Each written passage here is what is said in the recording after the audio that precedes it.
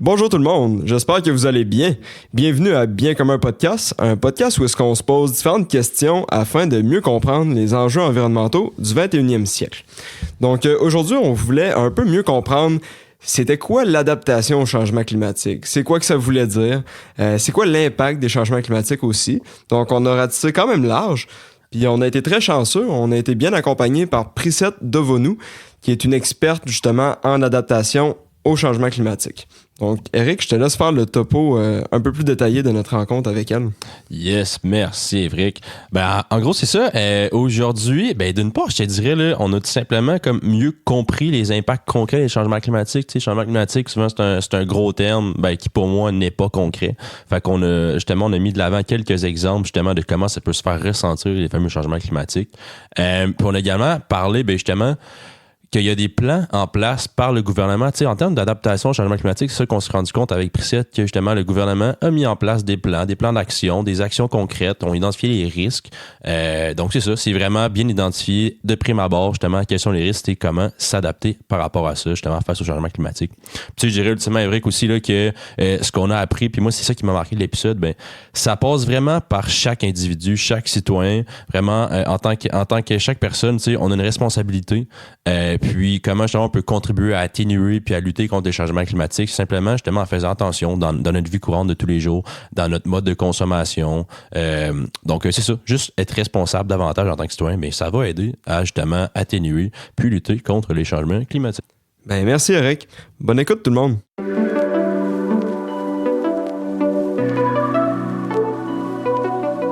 Bonjour, Priscette Devonou. Oui, bonjour. Ça va bien? Je vais très bien, et vous? Oui. Bienvenue à Bien comme un podcast. Merci. Merci de nous rencontrer. Avec plaisir. Aujourd'hui, on veut mieux comprendre un peu c'est quoi l'adaptation au changement climatique. Mm-hmm. C'est quoi le rôle qu'on a à jouer là-dedans, puis c'est quoi l'impact que ça a sur nous aussi, les changements climatiques. Mm-hmm. Donc, vous pouvez peut-être commencer par une brève présentation de vous, nous dire un peu c'est quoi votre parcours, puis c'est où vous travaillez. Parfait, pas de problème. Donc, je suis Priscette Devonou. C'est sûr que ça ne sonne pas québécois. Je suis originaire du Bénin. C'est un pays qui est en Afrique de l'Ouest. Généralement, je dis aux gens juste à côté du Nigeria, parce que le Nigeria est plus connu à l'international que le Bénin. Donc, je vis au Québec depuis 17 ans à peu près. Pas à Québec, au Canada. J'ai fait le Nouveau-Brunswick. Ensuite, je suis venue m'installer à Québec. Okay. Je suis venue comme étudiante. De formation de base, je suis ingénieure agronome. Ah ouais, OK. C'est ça. Donc, avec un début de spécialisation en gestion de ressources naturelles. Donc, généralement, quand on finit, on sort comme ingénieur forestier, si on peut parler ainsi. Par la suite, j'ai travaillé un petit peu chez moi au pays et je suis venue ici pour poursuivre mes études. OK. Donc, j'ai fait un master en études de l'environnement à l'Université de Moncton. Ensuite, j'ai travaillé comme consultante à l'international sur diverses questions liées au changement climatique, à la gestion des ressources naturelles, mais focalisées sur l'évaluation des programmes de développement en Afrique. OK. C'est ça. Et ensuite, je suis venue à Québec pour faire mon doctorat à l'Université Laval. Et au cours de mon doctorat, j'ai commencé à enseigner comme chargée de cours au département de géographie. Donc, c'est des cours dans le cadre d'un micro-programme sur les changements climatiques. OK. Ah, je connaissais pas ce micro-programme-là. C'est ça. Donc, après mon doctorat, j'ai eu à travailler comme professionnelle de recherche. Et puis ensuite, j'ai intégré le gouvernement québécois comme professionnel en adaptation au changement climatique. Cool. Super. Je pense que vous êtes une personne... parfaitement bien formé pour répondre à nos questions aujourd'hui. Donc, yes. Moi, puis je me lancerai peut-être avec, si tu me permets. Oui, vas-y. Commençons tout d'abord par définir un petit peu les changements climatiques. Je pense qu'on le prend pour acquis des fois, mais c'est quoi les changements climatiques, carrément? Oui, je suis assez d'accord avec vous. C'est pas un exercice qui est facile. Je me rappelle que j'avais à parler des changements climatiques devant un public qui n'était pas du tout scientifique, qui n'était pas connaisseur du tout. Et ce que je leur disais souvent, est-ce que vous avez remarqué qu'il y a des choses qui ont changé? C'était des agriculteurs, je leur disais, est-ce que vous avez remarqué qu'il y a des changements dans les saisons, dans les prévisions que vous avez l'habitude de faire? Et là, ça commence à parler aux gens. Les changements climatiques, oui, c'est des constats dans la météorologie, mais il faut que ce soit des changements durables dans le temps. Il faut que ce soit observable aussi. Observable. Donc, c'est des tendances que l'on observe. Et ce qui a été remarqué, c'est que depuis la révolution industrielle, on a remarqué qu'il y avait une augmentation constante, enfin, pas constante, mais progressive. Et l'augmentation, elle est comme, la bonne expression ne me revient pas. Elle est anormale, si on veut. Elle est anormale, c'est ça, de la température. Donc, c'est de là qu'on parle de changement, de réchauffement climatique. Il y a quand même une différence à faire parce que le climat a toujours changé naturellement, ça c'est sûr. Mais c'est qu'on remarque qu'il y a une accélération du réchauffement. Ouais. Donc, et c'est là qui perdure dans le temps. Qui perdure dans le temps, exactement. Et donc, c'est pour ça qu'on dit que c'est basé, c'est un changement qui est dû aux activités humaines, notamment aux émissions de gaz à effet de serre dans notre atmosphère. Okay. Donc, voilà. Puis, moi, j'aurais une question justement un peu pour avoir quelque chose de concret en tête. Là. Mettons, là, on parle de changement climatique. Vous avez donné quelques exemples tantôt, mais en auriez-vous d'autres justement? Comment on perçoit, mettons, un citoyen dans une vie de tous les jours, comment on perçoit les changements climatiques? Avez-vous des exemples de ça? Bon, comme je l'ai dit, qu'on perçoive des changements dans son environnement, oui, c'est des observations, mais pour parler de changement climatique, il faut qu'il y ait une tendance dans le temps. Dans le temps, oui, c'est vrai. C'est ça.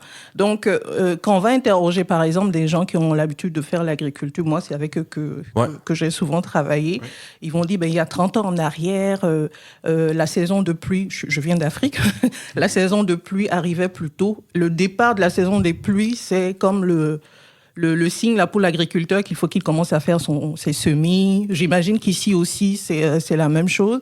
Et donc il va remarquer qu'il y a comme un décalage là dans le démarrage de la saison. Voilà. Par rapport à il y a 30 ans. C'est ça. Puis ça, c'est pas dans une saison. C'est qu'ils voient ça au fil du temps, dans plusieurs saisons. Exactement. Voilà. Exactement. Donc, par exemple, je pose la question, cet hiver, ben là, à part présentement, au moment d'enregistrer la vidéo, je trouve qu'on a eu un hiver plutôt doux. Oui. Hiver 2023-2024. Donc, si on se fiait seulement à cet hiver-là, qui, selon moi, était un petit peu plus chaud, il faudrait regarder les données, ça serait pas suffisant pour dire que c'est doux changement climatique. Mais c'est si on regarde justement dans le temps, dans les dernières années, puis on regarde dans le futur, ben là, on serait capable de le décider. On va se fier aux paramètres climatiques, la température, les précipitations, c'est quoi les tendances dans le temps. Donc, pour la température, c'est le paramètre le plus facile à mesurer. Ouais. Et donc, oui, on remarque qu'il fait de plus en plus chaud. C'est observable. On a les données observées. On voit qu'effectivement, au fil du temps, il fait plus chaud. Voilà. On a les données historiques, fait qu'on peut voir des tendances. Parce que c'est sûr que si on demande à tout un chacun, est-ce qu'on a observé les changements climatiques, c'est dur de dire oui ou non, parce que ça varie tellement. Puis là, il fait-tu, tu sais, aujourd'hui c'est une journée de tempête, mais on peut être biaisé par ça, puis dire, finalement l'hiver a été plus dur. Puis, OK, mais c'est bon de savoir au moins que c'est appuyé par des données fiables, puis sur une longue période de temps. Puis moi, dans le fond, quand on parle des changements climatiques, là, est-ce qu'il y a des gens, des populations, des pays qui vont être plus affectés par ça que d'autres à travers le monde? Ça dépend. La réponse que l'on donne souvent, c'est oui, les pays pauvres vont être plus affectés que les pays riches. Pourquoi? En se basant sur la vulnérabilité. La vulnérabilité, c'est un concept qui regroupe des éléments, comment je dirais ça, comme la sensibilité. Ça dit par exemple, est-ce que le pays est un pays qui est organisé pour faire face à des cas d'urgence.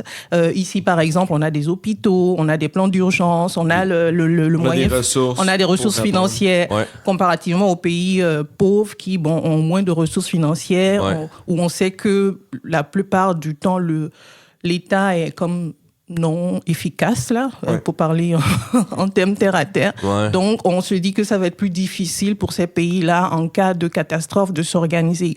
Mais moi, je dis, comme j'en parle souvent à mes étudiants, il faut nuancer un petit peu. Il y a un facteur que moi, je trouve qui n'est pas matériel, qui n'est pas mesurable, qui pourrait jouer à l'avantage des pays plus pauvres, là. C'est des pays où les populations sont constamment confrontées à des situations difficiles. Donc, il y a comme une résilience qui s'est développée naturellement et qui n'est pas mesurable, qui fait que, à mon avis, ces pays pauvres, même si ils n'ont pas l'organisation qu'il faut pour faire face à des cas à des manifestations là d'événements extrêmes, cette capacité naturelle, entre griffes, que je dirais qu'ils ont comme à tout le temps faire face à des difficultés, leur donne un certain avantage. Je comprends. Je pourrais dire, voilà. La résilience qu'ils ont développée au fil des années va faire en sorte qu'ils vont s'adapter plus efficacement. Exactement. On l'a vu pour le s'adapter. Covid, là, par exemple. On s'attendait à ce que dans les pays africains, qu'il y ait des cas de mort. Il y en a eu, c'est pas qu'il n'y en a pas eu, mais le fait que ces pays aient eu à faire face à des épidémies au fil du temps les a un peu mieux préparés. OK. C'est intéressant. Voilà. Okay. Donc, il y a tout l'aspect ressources et développement du pays. Mais j'imagine qu'il y a aussi le facteur géographique. Ouais. Absolument, oui. Si une ville est vraiment au même niveau d'eau, puis que là, on voit une hausse du niveau de la mer, mais il va peut-être avoir des inondations. C'est ça. On a 2 des plus grandes villes au monde, là, des villes les plus peuplées au monde. Là, les pays asiatiques sont connus comme étant qui sont menacés par l'augmentation du niveau de la mer.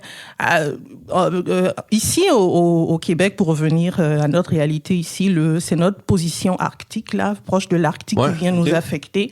On sait qu'en Arctique, c'est l'une des parties du monde où le réchauffement est le plus rapide. Pour quelle raison? Bonne question.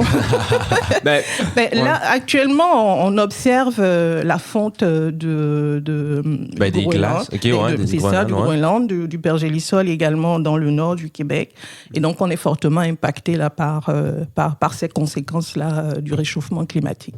Parce que ça, justement, le réchauffement fait en sorte que justement la glace fond, le niveau des océans augmente. Exactement. Puis justement, c'est là que ça vient justement affecter certains pays qui sont géographiquement plus vulnérables. C'est ça, exactement. Géographiquement plus vulnérable parce qu'il est exposé. Donc là, on parle d'exposition. Le Québec, lui, sa position nordique fait qu'il est exposé justement à la fonte là, du Groenland, la fonte du pergélisol, qui fait que ça vient affecter... Économiquement, là, ça affecte le nord. Là. On sait que les routes au nord là, sont installées sur le pergélisol. Si ça fond, il y a des déformations. On sait que les pistes d'atterrissage dont dépendent de beaucoup de villages nordiques qui sont souvent les liens uniques pour eux, pour être desservis en marchandises, en produits sanitaires. Ces pistes-là peuvent être déformées à cause de la fonte du pergélisol. Donc, ça les rend plus vulnérables. Puis moi, j'ai en tête, je pense que j'ai souvent entendu, par exemple, la ville de New York, qui, je pense, si c'est pas au même niveau, pratiquement sous le niveau de la mer. Exactement. Ça, c'est ce genre de ville-là qui va être particulièrement vulnérable au changement climatique. Particulièrement vulnérable. D'où je viens aussi, là, le pays d'où je viens, la plus grande ville, Cotonou, qui a des millions d'habitants. On a le Nigeria aussi qui est à côté, qui est un mouse, là, qui a une ville qui est au bord de la mer. Toutes ces parties-là du monde sont menacées par l'élévation du niveau de la mer. Dans d'autres parties du monde, ça va être de la sécheresse. On l'a dans l'ouest canadien, qui est comme le grenier du Canada. On vit des situations de sécheresse. Donc, qui vont affecter l'économie, là, parce que on dépend de ces régions-là. En Californie aussi, on parle également de sécheresse. Californie qui est comme le grenier des États-Unis. Donc, voilà. Pièce. Oui, mais il y a aussi, j'imagine qu'il y a aussi un impact au niveau des rives, la protection des rives, s'il y a moins de glace qui se forment. Oui. Les glaces ont un effet protecteur des rives. Exactement. Là, s'il n'y a plus ces glaces-là, il y a plus d'érosion. Il y a plus d'érosion, exactement. Comme on a le cas dans l'Est du Québec. Là, on parle d'érosion, de submersion marine. Ça a un lien. Il y a plusieurs études qui sont... de l'université de l'UQAR à Rimouski, qui porte là-dessus. Ça peut être intéressant. Là. Pourquoi? Parce qu'il y a de la glace qui se forme sur les rives qui en... Mais dans le fond, le fait qu'il y ait... Je ne sais pas mon domaine d'expertise, je vais laisser ça aux géomorphologues. Mais ce que je comprends, pour parler de façon terre-à-terre, c'est que la formation de la glace est censé protéger la rive. Étant donné qu'on vit une situation de réchauffement, la formation de la glace est plus tardive, la glace est plus fragile, donc ça fait que nos côtes sont vulnérables. Et en même temps, on a l'élévation du niveau. Puis là, avec le mouvement de l'eau, ça fait en sorte que les rives se creusent de plus en plus. Donc, Exactement. Oui, parce que, tu sais, dans le fond, la glace agit comme brise-vague. Exactement. Des fois, ils mettent des grosses roches. Là, ça vient briser la vague. Mais la glace fait le... Naturellement, c'est la glace qui fait ce travail-là. Fait ce travail-là. Exactement. On l'a dans l'Est du Québec actuellement. OK. Puis moi, on a parlé beaucoup justement de comment ça se voit, ces changements-là, ça peut être quoi. Mais là, on arrive sur notre sujet principal de l'épisode, l'adaptation au changement climatique. Comment on peut s'adapter à ces changements-là? Il y a différentes façons de s'adapter. Quand on parle d'adaptation, j'aime à dire qu'il y a comme deux parties. Il y a l'adaptation à la situation d'urgence, donc on fait face, il y a quelque chose, il y a une situation d'urgence qui se présente, un feu de forêt, une inondation, il faut avoir des plans d'urgence. Il faut qui avoir est des plans instantané et visible. Exactement. On le ressent immédiatement. Exactement, mais ça, c'est une adaptation qui est comme en réaction.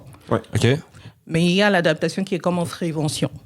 Voilà, donc OK. c'est là où les gouvernements ont un rôle à jouer. OK. On a vu une vague là d'adoption de plans d'adaptation dernièrement à différentes échelles du gouvernement pour prévoir justement, comment je dirais ça, il faut dans un premier temps faire une analyse du risque climatique. OK. Voyez-vous, parce que jusqu'ici, on s'est concentré sur l'atténuation, baisser les émissions de gaz à effet de serre, mais on prend conscience que on vit déjà les changements, il faut s'y adapter. Là, on a été comme en réaction jusqu'à présent. Maintenant, pour être en prévention, il faut faire une analyse du risque dans sa globalité. Cela passe par comprendre les aléas qui se manifestent. Quand je dis aléas, vagues de chaleur, inondations, feu de forêt, etc. Okay. Comprendre ces aléas-là, caractériser ces aléas, c'est-à-dire quand ils se manifestent, c'est quoi leur degré de sévérité, comment est-ce qu'ils impactent nos activités, etc. Ensuite, maintenant, comprendre, comme on le disait tantôt, quelle est la population qui est vulnérable, quels sont nos biens qui sont vulnérables à ces aléas-là, et à partir de là, qu'est-ce que nous, on a déjà mis en place pour faire face à ces aléas. Et à partir de là, on détermine le risque qui est comme résiduel. Et par rapport à ces risques, on détermine des mesures d'adaptation. Donc, ça peut être verdir une ville, parce qu'il y a des épisodes de vagues de chaleur. Donc, verdir les rues pour qu'il y ait plus de... OK. Mais ça ferait quoi en termes de chaleur? Les arbres, la végétation permettrait d'absorber? Ça absorbe. Vous savez qu'on sait que les arbres absorbent le rayonnement solaire, donc ça rafraîchit l'environnement. Ça peut être, par exemple, demander aux populations, si on sait, par exemple, qu'il va y avoir... de l'inondation, prévoir de les évacuer. Bon, ça, c'est toujours en réaction. Mais en prévention, on peut dire, par exemple, que ça peut être, par exemple, de déménager une population. C'est le cas le plus extrême. Mais si on se rend compte que il y a de l'érosion et qu'il n'y a plus rien à faire, ça va être de déménager les maisons, de déménager même la route. Parce que parfois, la route, surtout dans l'Est du Québec, la route peut être menacée par l'érosion, par exemple. Donc, ça peut être de décider de carrément déménager la route. Fait que c'est ça, là... peut-être que dans les 20 dernières années, on voyait un peu moins les phénomènes, du moins nous au Québec, mais là, ça commence à se faire de plus en plus ressentir, puis on dirait qu'on commence à réaliser que c'est vrai ce qu'on se fait dire depuis 20 ans, justement. Oui. Donc là, ce serait le temps qu'on se réveille puis qu'on fasse quelque chose. Puis moi, j'avais une question. On parle beaucoup du rôle, vous parlez beaucoup du rôle du gouvernement, mais mettons, en tant que citoyen, est-ce qu'on peut porter des actions? Quelles sont les actions qu'on peut porter pour s'adapter au changement climatique? Ce serait de ne pas se mettre dans des situations qui nous rendent vulnérables. Si par exemple, on a un système d'alarme qui nous dit il va y avoir une vague de chaleur, mais ça va être par exemple de mettre nos aînés à l'abri, de ne pas sortir ce jour-là, de prendre des dispositions pour être dans un endroit peut-être plus frais. Donc ça, c'est un exemple... Ça protège tout un chacun, mais ça revient un peu en réaction à... Oui, ça vient un peu en réaction. À l'échelle individuelle, c'est difficile de dire en prévention. Mais c'est sûr que, par exemple, si tu décides d'aller t'installer dans un endroit où on sait qu'il y a de l'érosion et que... Sur le bord de l'eau, maintenant. Sur le bord de l'eau et que c'est menacé, c'est sûr que c'est pas une décision sage, là. Mais si on veut agir à la source, si on sait que les réchauffements climatiques sont causés par une hausse des gaz à effet de serre dans l'atmosphère, j'imagine que... oui, là, le citoyen a un rôle à jouer, absolument. Okay. Là, que ce soit par le recyclage, une meilleure utilisation de l'énergie, la réutilisation de nos biens, parce qu'on vit dans une société où, c'est de consommation. Ouais. Donc, ce serait des changements dans nos modes de vie, là, à notre échelle, là, qui contribueraient à atténuer, dans ce cas-là, on parlerait d'atténuation des changements climatiques. Okay, super. Puis au niveau naturel, donc les forêts, les océans, tout ça, est-ce que eux aussi, là, on a vu que les forêts avaient un certain rôle à jouer.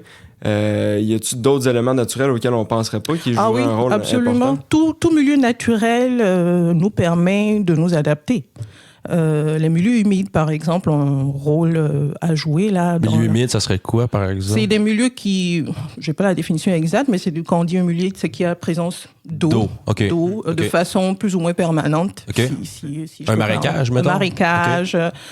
Chez moi, la mangrove. Je ne sais pas si vous avez déjà entendu parler. Le mot, oui, mais concrètement, je ne sais pas trop c'est quoi. C'est un milieu humide qui est caractéristique là d'où je viens, où on parle de mangrove quand il y a la présence des espèces végétales qu'on appelle les palétuviers. C'est des plantes qui ont des racines aériennes. Ah ouais. C'est une forme d'adaptation de la plante d'ailleurs, ces milieux-là. Donc, c'est des plantes qui fixent le sol, qui filtrent en même temps quand l'eau quitte, comment je vais vous donner une image, l'eau qui quitte la ville et qui doit aller dans l'océan. C'est comme si ce milieu-là permettait de filtrer l'eau là de tout élément. C'est un filtre naturel de l'eau qui arrive en amont puis qui s'en va en aval. Exactement. Et en même temps, c'est une protection contre les inondations, par exemple. Okay. Et étant donné qu'on parle de présence de plantes, de fixation du CO2. Oui, en effet, ça vient avec. Exactement. Donc, voilà. Donc, la mangrove, un très bel exemple là, d'un milieu humide, d'un milieu naturel qui nous permet qu'on a tout intérêt à protéger, dans le fond, ultimement. Exactement. Bon, okay. Puis, y aurait-il d'autres sortes d'éléments naturels? On a les milieux humides. Les océans. Les océans aussi? Les océans, on sait que les océans, actuellement, c'est les océans qui absorbent la majeure partie là, des CO2. Ah ouais? Oui, c'est grâce aux océans comment je dirais ça, qu'on survit encore. Mais comment ça se fait? Parce qu'on sait qu'avec les arbres, on l'a vu dans notre premier épisode, c'est quoi le processus, mais l'océan, de quelle façon il capte le CO2? Par le phytoplancton.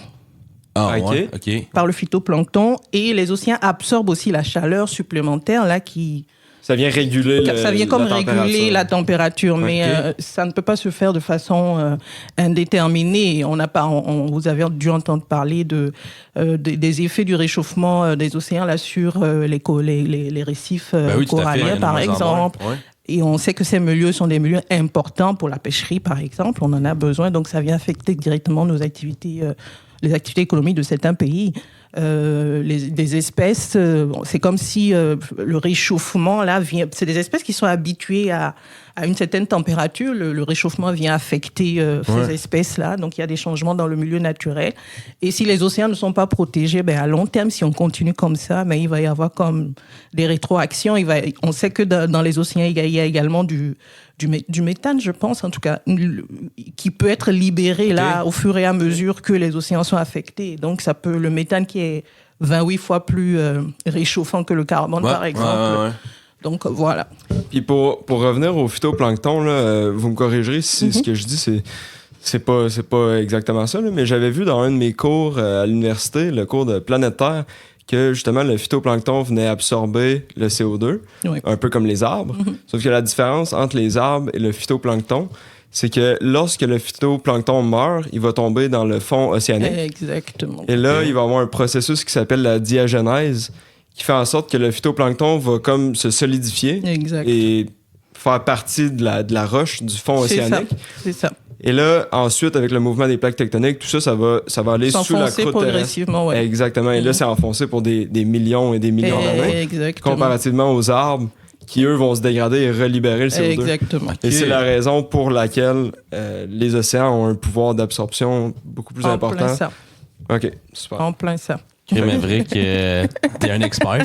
Ah oui, t'es un expert. Non, mais ça m'avait marqué quand j'avais lu ça dans la documentation du cours, je m'étais dit... Oui. On sait aussi que c'est tout ça qui donne les énergies fossiles qu'on utilise aussi, finalement. Mais bon, on va pas se lancer. Non, tout à fait. C'est ça, c'est à cause de l'adaptation au changement climatique, c'est très vaste. Là. Ça touche à plein d'affaires. Puis tu sais, on avait laissé une question, mais... Est-ce qu'il y a moyen de renverser la tendance? Parce que, tu sais, de ce que j'ai compris, on admet qu'il y a des changements climatiques. Est-ce qu'il y a moyen de renverser la tendance des changements climatiques ou on peut seulement les atténuer puis s'adapter à ces changements-là? Dans le court moyen terme, on est obligé de s'adapter parce qu'on a déjà émis du CO2 dans l'atmosphère. Ça va prendre des décennies. Dont l'impact se fait ressentir présentement. Exactement, et ça va continuer à se faire sentir pendant encore plusieurs décennies. Mais c'est sûr que... prendre des mesures actuellement pour réduire nos émissions de gaz à effet de serre, ça va être payant à la longue. Oui.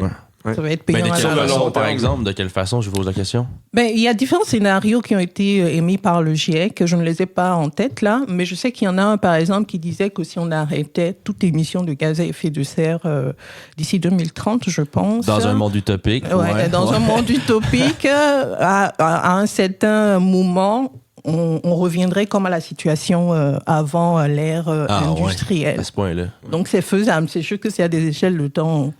Bon, nous on ne serait plus là, mais au moins on aurait posé un bon geste pour nos petits-enfants. Donc oui, on peut renverser la tendance, c'est juste que ça ne va pas se faire comme... En claquant des doigts. en claquant des c'est doigts. ça. Tu sais, les bénéfices sur le long terme, si on prend par exemple les feux de forêt, là, si on arrive à réduire ces feux de forêt-là de 50%, puis il y en a 50% en moins à chaque année, ben là, Exactement. Justement, on gagne beaucoup plus de ressources qu'on peut réutiliser, puis l'économie peut rouler. Et tous les impacts dont on a parlé sur les océans Donc, c'est un investissement sur le long terme. Sur le long terme. Mais c'est ça, il nous faut des éléments déclencheurs pour mettre des mesures en place. Puis ce qui est dur à dire, c'est peut-être pas un investissement. Peut-être que nous, en changeant notre façon de vivre, nos façons de faire, on verra pas l'impact nous-mêmes. Mais comme on dit, c'est bon pour les prochaines générations, nos enfants, nos petits-enfants. Exactement. C'est là que c'est important de faire sa part. C'est important. Puis moi, j'ai une question bien simple qui est liée un peu avec ma dernière question. Là. Mais moi, quand j'entends le terme adaptation au changement climatique, là, ça vient me chercher dans le moi parce que je me dis, est-ce que s'adapter au changement climatique veut dire admettre la défaite? Dans le sens où est-ce que c'est trop tard? Est-ce que c'est... Est-ce que ça veut nécessairement dire ça? Non, moi, je pense pas du tout. L'être humain a eu à faire face là tout au long de son évolution là à des moments où il a dû faire face à des défis. Donc, on s'adapte tout le temps là. Je veux dire, on s'adapte dans nous. C'est pas seulement. Je pense que c'est la capacité la plus importante de l'être humain de s'adapter. Exactement. Et moi, je dis, face à l'adversité, il n'y a pas plus intelligent là que de chercher à s'adapter. Voilà. Okay. D'une part, et puis à traiter la cause. Le problème est à moitié réglé quand on prend conscience que c'est un problème. Exactement. Je pense que le fait de dire que oui, on travaille à essayer d'enrayer les changements climatiques, ben, c'est déjà un bon pas en avant. On n'a pas le choix de toutes les façons. C'est ça. Oui, tout à fait. C'est pas une défaite. J'imagine que...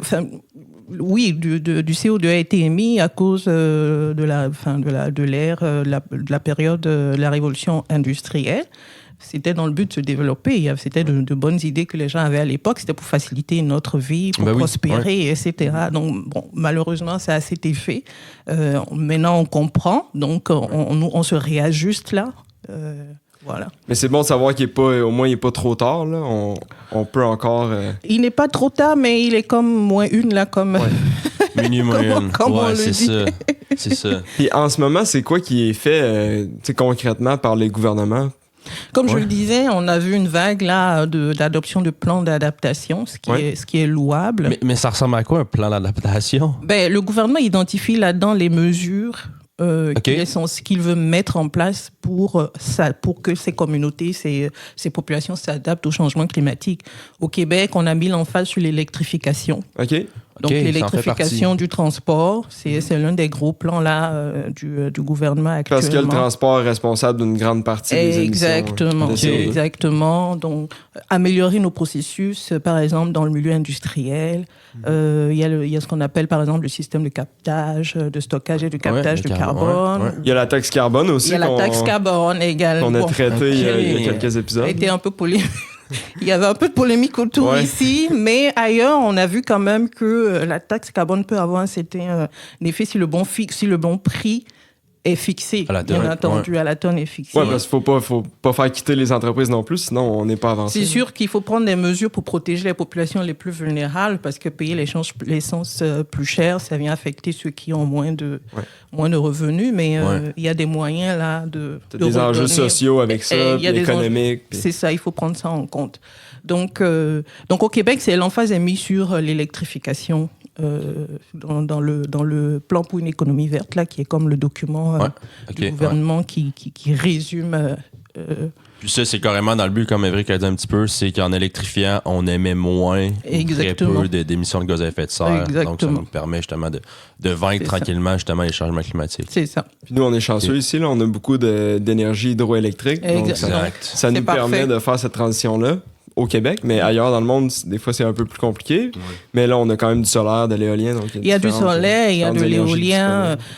L'être humain, là, est formidable en matière de créativité. Donc, oui, il y a du soleil. Chez moi, en Afrique, c'est du solaire. On a du solaire, on a du soleil, là. Donc, c'est d'investir, là, dans la recherche pour rendre cette énergie de plus en plus accessible, moins chère aux populations. Par exemple, que chacun a un toit solaire, là, chez soi, avec un système, là, pour s'auto-approvisionner, même pour stocker et donc pour que ça puisse profiter à tout le monde. Ou à d'autres moments. À d'autres moments, exactement. Donc, c'est des systèmes qui vont être plus intelligents, qui vont utiliser l'énergie de façon plus intelligente. Efficace. Plus efficacement, exactement. OK. Voilà. Ouais, fait qu'il y a des beaux défis là, pour le futur. Là. Mais c'est ça, c'est le temps qu'on leur fasse face. Exactement. C'est ça, tu sais, j'aimerais ça qu'on revienne justement, mettons dans le concret. Je vais peut-être être en a parlé tantôt, mais dans le concret, dans le présent, en tant que citoyen, comment peut-on, mettons, justement, faire un pas de notre côté en tant que citoyen pour justement faire notre part? Le recyclage. C'est ça. C'est de recycler, c'est d'utiliser une voiture, pas la changer, je ne veux pas donner de leçons à qui que ce soit, mais pas changer une voiture au bout de 5 ans, là, utiliser une voiture... réduire notre taux de consommation de manière générale. Notre taux de consommation. Ce que j'en comprends beaucoup, c'est juste d'être plus responsable, dans notre vie de tous les jours, dans notre consommation, dans nos déplacements. Exactement. Dans l'utilisation de l'énergie, que ce soit fermer la lumière... c'est des petites choses, hein? Je pense que c'est des petites choses qui s'accumulent là, au fur et à mesure. Tu sais. C'est pas évident parce que c'était pas dans nos habitudes. Ben non, exact. C'est casser les habitudes, c'est un sacré défi. Il faut vraiment un changement dans nos modes de vie. Parfois, c'est même des questions identitaires parce que en Amérique du Nord, par exemple, on s'identifie à sa voiture. Je veux dire, avoir une voiture. Mais c'est une transformation aussi à ce niveau-là. Ça va prendre du temps. Puis après, il y a tout le niveau politique aussi. On a tous un droit de vote en tant que citoyen. Donc, c'est d'utiliser ça en effet, des fois pour favoriser certains partis qui vont mettre de l'avant. C'est exactement. On a souvent peur des partis verts. Ouais, mais... On a souvent peur des partis verts. J'ai vu, je sais pas mon domaine de spécialité là, je vais dire, mais oui, c'est, je dirais pas voter pour le parti vert ou le voter, mais dans les programmes gouvernementaux là, en tant que citoyen, on est capable d'aller lire là ce que chaque parti nous propose. C'est de tenir compte de ce volet-là aussi. Parce on peut mettre de la pression à nos gouvernements là pour qu'ils changent. Mais c'est sûr que comme je le disais, c'est pas évident de quand on a comme nos habitudes, on a comme je le disais ici, notre confort. Notre confort, c'est ça. C'est pas évident de remettre ça en question. Donc c'est tentant souvent d'aller vers un gouvernement qui nous propose de garder ce confort-là. Mais bon, il faut être conscient qu'on le fait pour les générations futures. Puis tôt ou tard, je pense on n'aura pas le choix de renoncer à ce confort-là. Exactement. En tout cas, nous, Eric, je pense que nous, on va devoir y renoncer à un certain moment, là, parce que c'est quand même imminent. Mais c'est aussi les générations futures tout le monde va devoir descendre d'un cran. Tout le monde va, les générations futures vont nous mettre de plus en plus de pression parce qu'ils sont conscients là, de l'héritage qu'on leur laisse. Là. Mais c'est ça, moi, c'est comme ça que je vois ça. C'est qu'à un certain moment, c'est de se dire, crime, c'est le fun, moi, ma personne, mais c'est vraiment de penser justement à mes enfants, par exemple, qu'est-ce qu'on va leur laisser. Puis c'est peut-être à ce moment-là, en pensant aux autres, dans les prochaines générations, que là, on se dit, Colin, ça vaut la peine que peut-être, justement, je pense à fermer la lumière ou je fasse des petits changements, puis tranquillement, justement, on modifie notre mode de vie. Exactement. Ça prend beaucoup de sensibilisation. C'est difficile. Ouais. Mais moi, ce qui m'encourage, c'est que quand moi, je commence à voir qu'il y a de plus en plus... Bon, c'est parce que je suis dans le monde académique. Quand je vois de plus en plus d'articles qui parlent de ça, je me dis, ça veut dire que ça commence à percoler. Il y a de plus en plus d'articles qui parlent des modes de vie, du changement dans les modes de vie, même pas que dans des articles scientifiques, dans des articles plus de vulgarisation, de diffusion, on en parle de plus en plus. Quand je parle, dans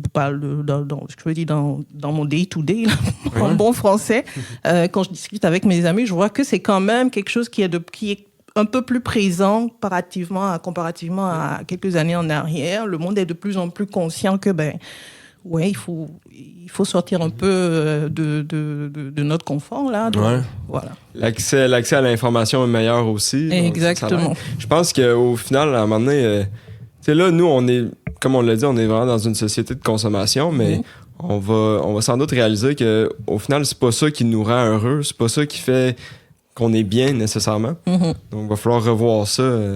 Puis essayer de trouver un sens peut-être différent à notre vie. Ou en tout cas, je veux pas aller trop dans la philosophie. Là. Mais il faut.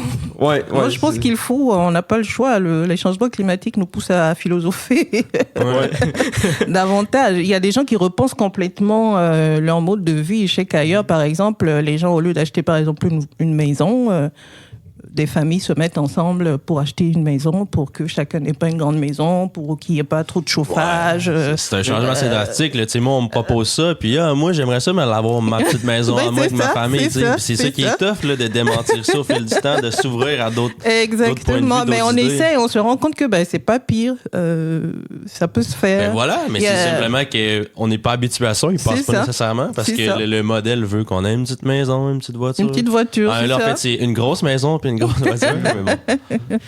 Donc, en finissant, ce serait quoi un monde utopique, mettons, pour les prochaines années, là, en lien avec l'adaptation au changement climatique? J'ai pas de réponse claire. C'est une question qui... c'est embêtant. C'est embêtant. Mais c'est sûr que c'est un monde où chacun met en œuvre à son niveau ce qu'il faut. Où chacun est plus responsable.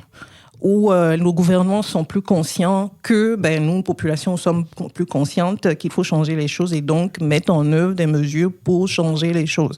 C'est ce monde utopique, c'est un monde où, à l'international, tout le monde est d'accord pour dire que les énergies fossiles, il faut s'en passer et donc il faut tous faire un effort pour que on aille vers des énergies renouvelables parce que le problème se pose actuellement.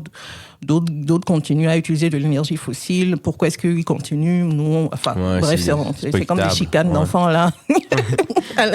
Donc, c'est un monde où tout le monde est conscient que il faut faire un effort et on décide ensemble là, de faire un effort. Tout le monde rame dans la même direction. Exactement. Puis ça passe par justement la sensibilisation puis l'information. L'information, la sensibilisation, des changements dans ce qu'on a de plus intrinsèque aussi, qui vient affecter tout ce qui nous définissait en tant que personne, mais sorti de cette zone. Fait que c'est un gros travail. C'est un gros travail, oui. Mais oui, je suis d'accord avec toi, Priscette. Je pense qu'il faut se remettre en question puis revoir justement c'est quoi qui nous rend heureux puis c'est quoi qu'on veut faire. Exactement. Mais tu sais, malgré tout, je pense qu'on peut quand même finir ça sur une note positive dans le sens, moi, de ce que je comprends justement en tant que Québécois, le Québec semble avoir justement des plans qui visent à s'adapter au changement climatique. Absolument. Concrètement, on sait quoi faire. Tu sais, comme on a parlé au début, c'est vraiment d'identifier les risques puis de voir comment on peut pallier à ça. C'est ça. C'est encourageant de voir que à tous les niveaux de gouvernement, on voit que le monde est plus conscient, donc on travaille à... Il y a des actions concrètes. Il y a des actions concrètes. Puis d'après moi, c'est exponentiel. Là, je veux dire, les mesures qui sont mises en place en ce moment vont en entraîner d'autres, qui vont en entraîner d'autres. Puis après, au fil du temps, on va tous tendre vers là, je crois, mais ça va demander du temps, puis on va espérer qu'on aille assez de temps. On va espérer. Merci beaucoup, Priscette. Avec plaisir. Devons-nous. Avec plaisir. C'était un plaisir de parler avec toi. Yes, merci à vous. Priscette. Merci à vous.